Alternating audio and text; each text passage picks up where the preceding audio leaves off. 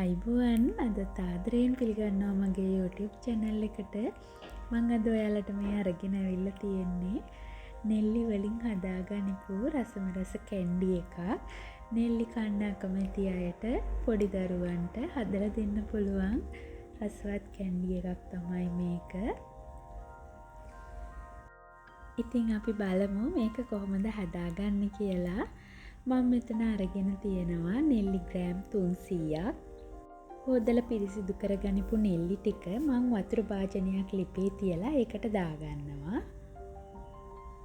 ඊට පස්සේ මේක වහලා විනාඩි 10ක් 15ක් මේක තම්ප ගන්නවා.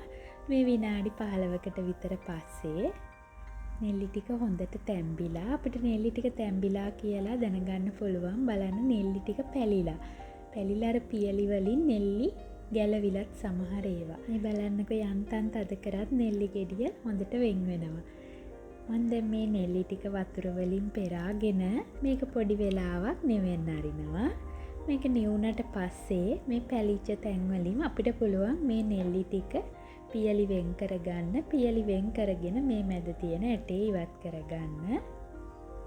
මේ බලන්නකෝ හරිම පහසුවෙන් නෙල්ලි ටික ගලව ගන්න පුළුවන්. මේ විදියට නෙල්ලි ටික ගලවලා මේ ඇටේ අයින් කරගන්න. මේ තියෙන්නේ එහෙම හදාගනිපු ඔක්කොම නෙල්ලි ටික. අපි දැන් මේ නෙල්ලි ටික හොඳට බටර් එකක් වගේ වෙනකන් අඹර ගන්න ඕන. බ්ලෙන්ඩර් ජාර් එක අරගෙන ඒකට මේ නෙල්ලි ටික ඔක්කොම දාලා හොඳට මේක අඹර ගන්න ක්‍රීම් එකක් වෙනකන්. මේක හරි පහසුවෙන් කරගන්න පුළුවන් දෙයක්. මේක නිකම්ම හොඳට අඹරෙනවා. කෑලි නැති වෙන විදියට මෙන්න මේ වගේ මේක හොඳට අඹර ගන්න. දැන් මම වළඳක් ලිපේ තියලා මේ අඹරගත්ත නෙල්ලි ටික ඒ වළඳට දාගන්නවා.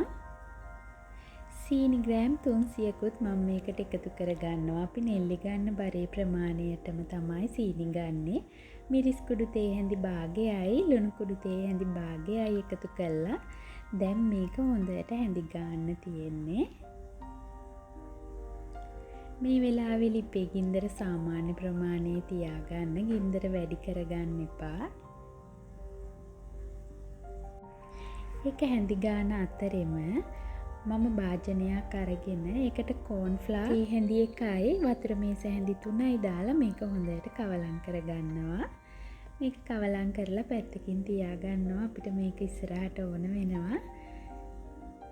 දැන් මේ විනාඩි 20ක් විතර ගියාට පස්සේ මම මේකට දෙහි ඇඹුල් මේ සෑඳි එකක් එකතු කරලා මේක හොඳට හැඳි ගන්නවා. මේක ඉතින් අඩු ගින්දරේ දිගටම හැඳි ගන්න තියෙන්නේ.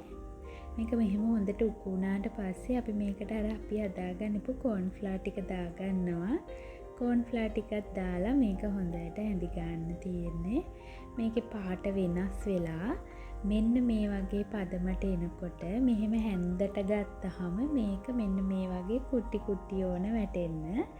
ඒ වගේම මේක මෙහෙම එකට ගුලියක් වගේ එන විදියට ගානට ආවට පස්සේ මම මේක වළඳෙන් අයින් කරගන්නවා.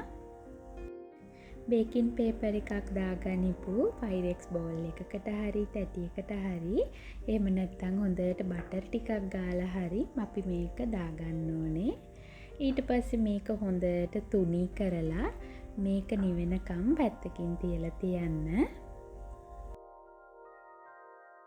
දැන් මේක හොඳටම නිවිලා මම මේක දැන් කපා ගන්න යන්නේ. ඒ වගේම මේක හොඳට අපිට ඕන ගානට හයි වෙලා තියෙන්නේ. මේක හරි පහසුවෙන් ගලව ගන්න පුළුවන්. මේක පොඩ්ඩක් ඇලෙන්න බලනවා.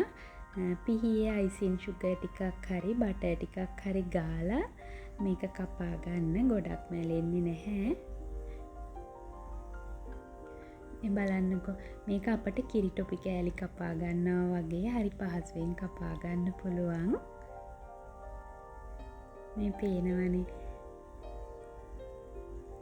දැන් ඉතින් අපි මේක අපිට කන්න කැමති සයිස් එකකට කපා ගන්න පුළුවන්. කෑලි වලට ගොඩක්ම ලොකුවට නැතුව පොඩියට මේක කපා ගත්තනම් හරි. මේ තියෙන්නේ මේ විදියට කපා ගනිපු අපේ නෙල්ලි කැන්ඩි ටික.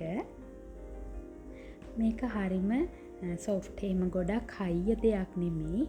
පොඩි දරුවන්ට උනත් පහසුවෙන් කන්න පුළුවන් දෙයක්. හැබැයි මේක චුට්ටක් අතේ ඇලවෙන නිසා මම මේකට මේ විදියට උඩින් අයිසින් සුගර් ටිකක් ඉහගන්නවා.